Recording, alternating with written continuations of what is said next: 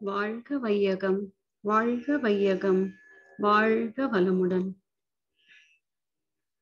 துரியாதீதம் வாழ்க்கை நல சங்கல்பம் வாழ்த்து. தூய பெருநிலை துரியாதீதமோ துயர் மகிழ்விரண்டையே துய்த்த என் அறிவை காலம் பருமன் தூரம் விரைவெனும் கணக்கினை கடந்து மெய்ப்பொருளோடு இணைத்தது. இனி பழி புரியேன் புரிந்தவை கலைந்தேன் இறைநிலை உணர்ந்தேன் நினைந்தேன் நிறைந்தேன்.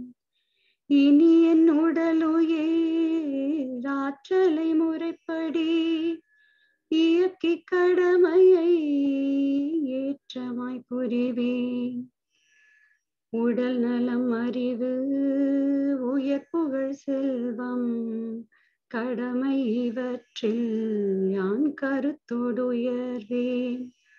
வாழ்வேன் வளமுடன் வாழ்நாள் வரைக்கும் வாழ பிறரையும் வாழ்த்தி வாழ்ந்திடுவேன்.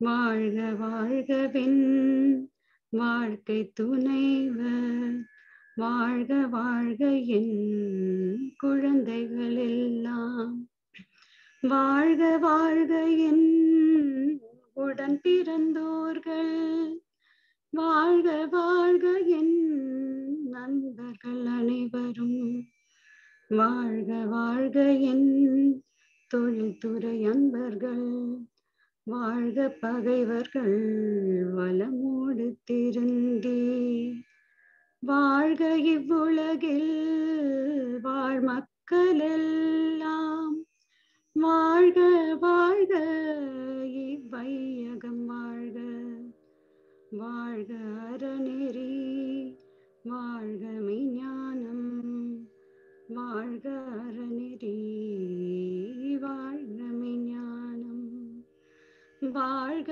வையகம் வாழ்க வையகம் வாழ்க வளமுடன் வாழ்க வளமுடன் வாழ்க வையகம் வாழ்க வையகம் வாழ்க வளமுடன் வாழ்க வளமுடன் வாழ்க வையகம் வாழ்க வையகம் வாழ்க வளமுடன் வாழ்க வளமுடன் வாழ்க வையகம் வாழ்க வையகம் வாழ்க வளமுடன் வாழ்க வளமுடன்.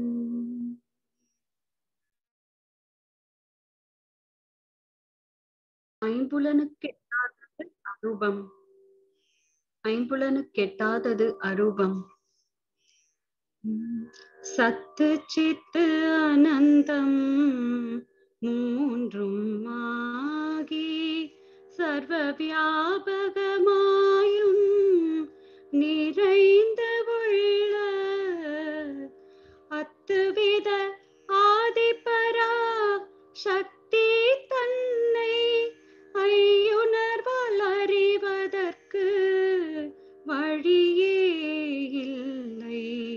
தத்துவங்கள் அனைத்திற்கும் மூலமான தலையாயனம் சக்தி அரூபமன்றோ. வித்து நிலையை அறிந்து அறிவை ஒன்ற வெட்ட வெளி ரகசியமும் விளக்கமாகும்.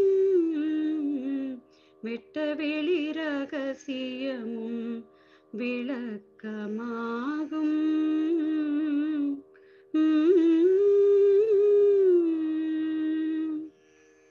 நன்றிகளைய வாழ்க வளமுடன்.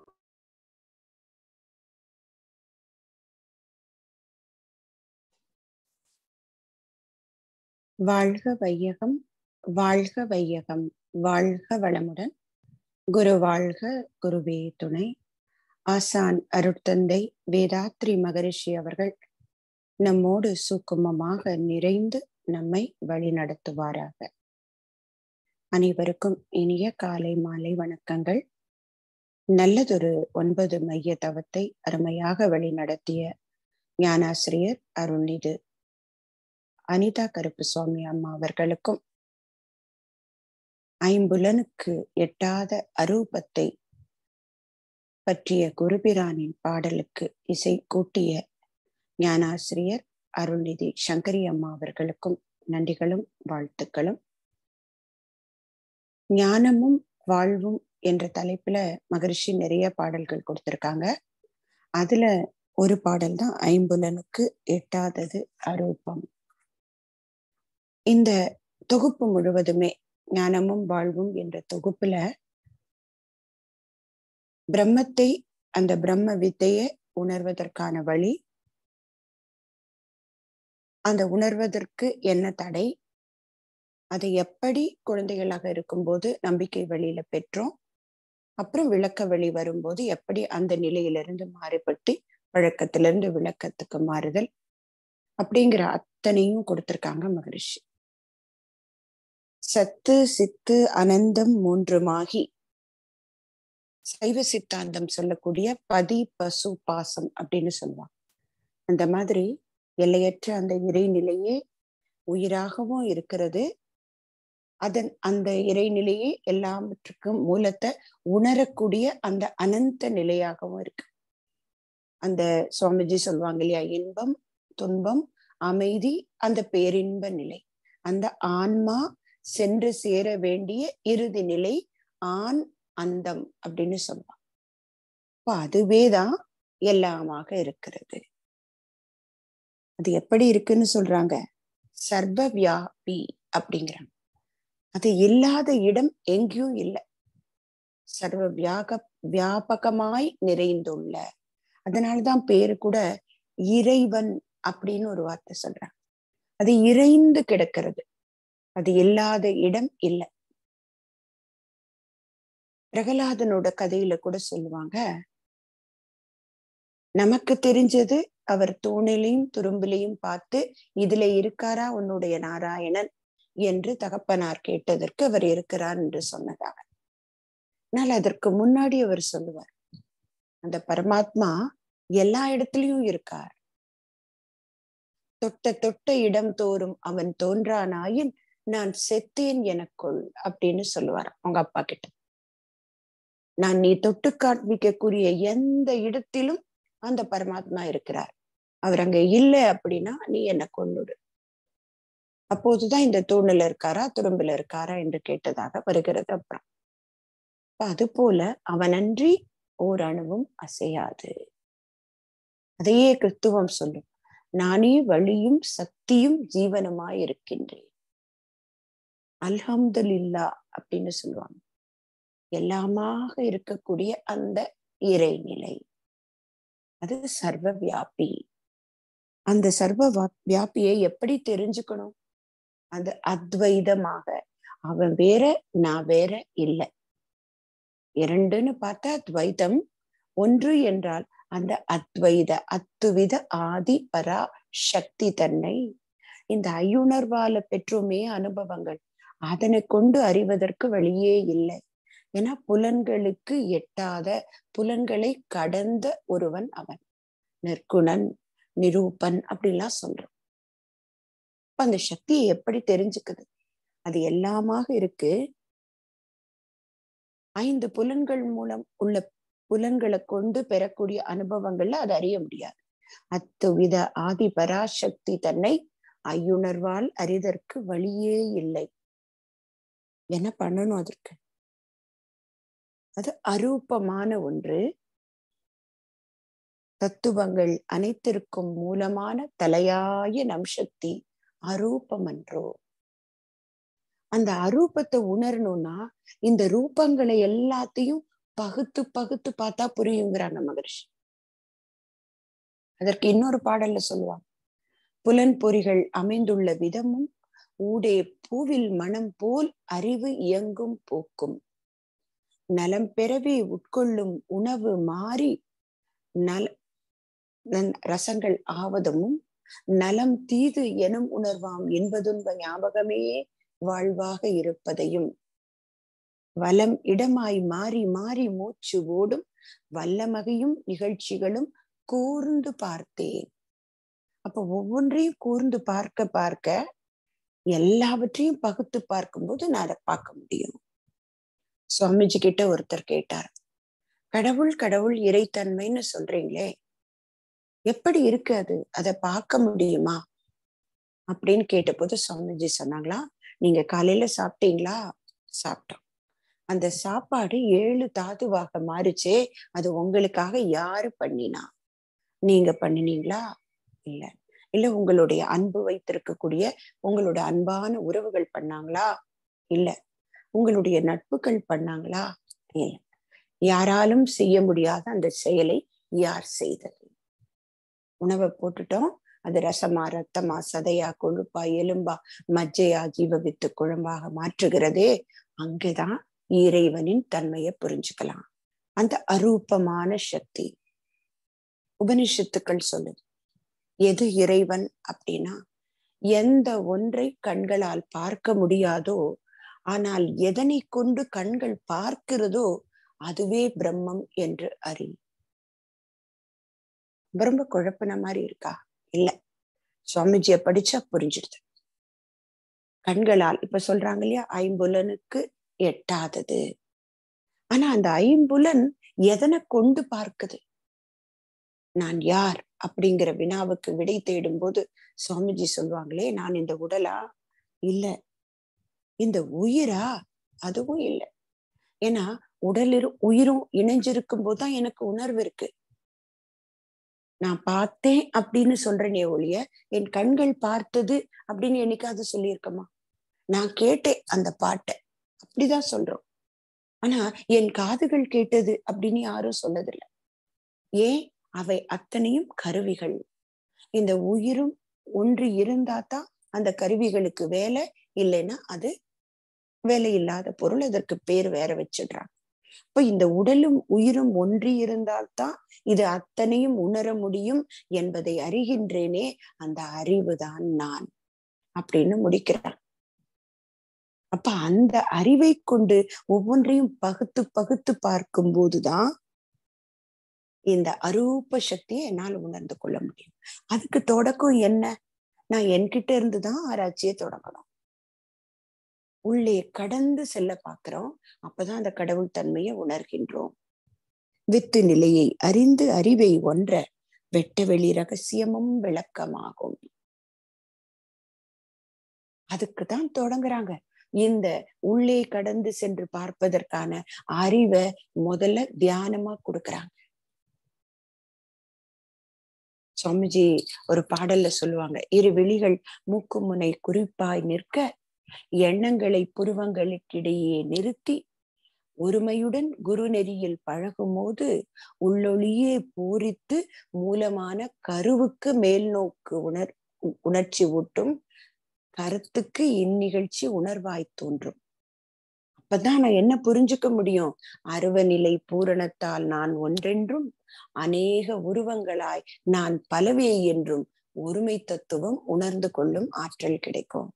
அப்போ உள்ளே கடந்து சென்று பார்க்க பார்க்க என்கிட்ட இருந்து கழிச்சு பார்க்க பார்க்க பார்க்க அந்த மூலத்தை உணர முடியும். இதுதான் என்னுடைய கடமை. அப்படி பார்க்கிறது தான் என்னுடைய நோக்கம். பார்த்து அந்த இறை நிலையை அறிவதற்கும் அடைவதற்குமாகவே இந்த பிறவி எடுத்துள்ளேன். அப்ப இந்த மூலத்தையும் முடிவையும் உணர்வதற்கான வழிமுறைய மகரிஷி மீண்டும் ஒரு பாடல்ல கொடுக்கறாங்க. இது எங்க இருக்கு இந்த மூலமும் முடிவும்? மரத்தினிலே விதையும் அந்த வித்தினிலே மரமும் போல. எவ்வளவு எளிமையான உதாரணம். மரத்தினிலே விதையும் அந்த வித்தினிலே மரமும் போல மனிதனுக்குள் தெய்வம், அந்த தெய்வத்துக்குள் மனிதனாம். எப்படி கண்டுபிடிக்கிறது? அதற்கு அந்த பரத்தை உணர வேண்டும். உடலில் உயிர் இயங்கு மட்டும் உறைந்து உறைந்து இந்நிலையில் பழகிக்கொள்ள கரைந்து போம் தன்முனைப்பு காணும் தெய்வம் சொன்னாங்களா. அதற்கு பரத்தை உணர், அது வெளியாம். பஞ்சபூத கூட்டெனும் பதமடைந்த உடலுக்குள் அப்பறவெளியே அறிவாக இருக்கிறது. இந்த பஞ்ச பௌதிக பிரிவுகளால் ஆக்கப்பட்ட இந்த உடலுக்குள்ள அந்த பரம்தான் அறிவாக இருக்கிறது. இது எப்படி கண்டுபிடிக்கிறது? இந்த உள்ள கேக்குதே குரல் சப்தம், கடைத்தெருவே போகையிலே நாட்டார் நம்மை மறித்து நகைபுரிய பாக்குறாங்களே, அதெல்லாம் ஒடுங்கணும். உரத்த ஓசை ஒடுங்க மோனம் உணரவல்ல அறிவுகளாய் கழிக்கணும். எல்லா கூக்குரல்களையும் கூப்பாடுகளையும் அந்த குரல்களை கழிக்க கழிக்க உரத்த ஓசை ஒடுங்க மோனம் உணரவல்ல அறிவுளாய். எப்படி அதை உணர முடியும்? உருவம், ஓசை, ஒளி, சுவைகள், மனம் இவற்றுக்கு மூலம் காண். இந்த 5 புலன்களில் பெறுகின்றோமே அனுபவம், அதற்கு என்ன மூலம்? அங்க போய் நில்லு. துரத்திடாதே உன் மனத்தை துன்ப இன்ப ஆழ்வினிலே தோன்றிய நீ அமருமிடம் சுத்தவெளி தேர்ந்து நில் அப்படின்னு சொல்றாங்க. அப்ப அந்த இடத்திலே நின்று நின்று ஒன்றி ஒன்றி பழக பழக இங்கே ஆரம்பிச்ச ஆராய்ச்சி அந்த அனந்த நிலையில் சென்று முடியும். அந்த தத்துவத்தின் மூலமான தானேயான தன்னை அறிந்த வித்தை தான் பிரம்ம ஞானம். அது பேசுறதுனால வராது, உணர்ந்து அதுவே ஆகி உணர வேண்டும் என்பதை இந்த பாடல் மூலமாக நமக்கு விளக்கியிருக்காங்க. நல்லதொரு வாய்ப்பளித்தமைக்கு நன்றி பாராட்டி அமைகிறேன். நன்றி. வாழ்க வளம்.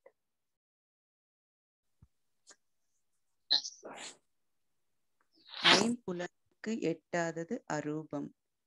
சத்து சித்து அனந்தம் மூன்றுமாகி சர்வ வியாபகமாயும் நிறைந்து உள்ள அத்துவித ஆதி பராசக்தி தன்னை ஐயுணர்வால் அறிவதற்கு வழியே இல்லை.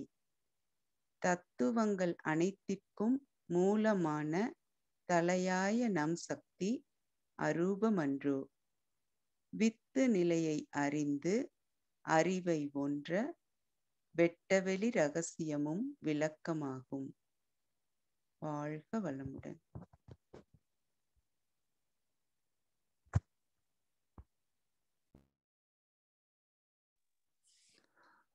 வாழ்க வளமுடன். ஆனந்தி அம்மா, can you please share your thoughts on this poem?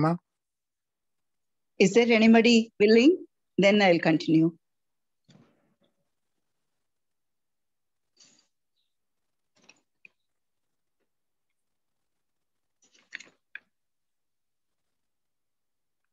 Please continue, ma. We have only 4-5 minutes. Thank you, ma.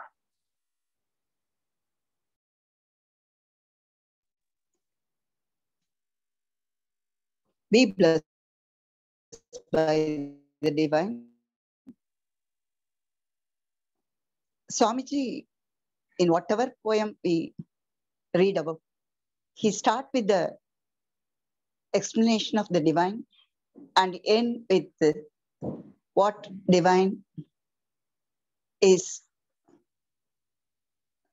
It is not visible to the eyes, even with the 5 sense organs. Sat, it is the only thing everywhere, elsewhere, like that. It is a Sit, that life force energy.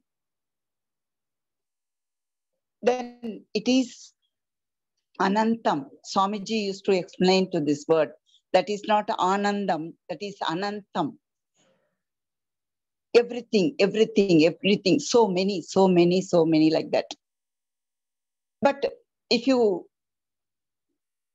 take anything, if you see it in the microscopic eyes, it's made up of atom, as we all know. But even for each and every atom, the end point is divine, that moolam. Even it was called in Padi Pasu Pasam. In that words also, Padi means the Shivam, Sat. That is the truth. Even in Christianity, we used to, Nane Valiyum Jeevanamai Irikkiren. That Bible says like that. That is the, even whoever in search of the divinity travel inside them, they find out the arupam, that is with even whatever rupam is seen in this world, if you minus it, all the rupam and namam we used to say in Sanskrit, if you minus all the rupam, all the names and forms, that will end in the divinity, only divine power, which is infinite. Like that, so many words Swamiji used to explain to that enormous power, which is only thing. From that only everything evaluate in this world, as human being, as plants, as all living beings, as all non-living beings, like that is going on, this explanation. Whatever you can see in your sense, you can feel through your sense organs. Apart from that, you can realize without sense organs that divinity. Thank you, Ayya. வாழ்க வளமுடன். Thank you, Amma. Thank you for the wonderful thoughts on this poem, Amma. Let us bless our Master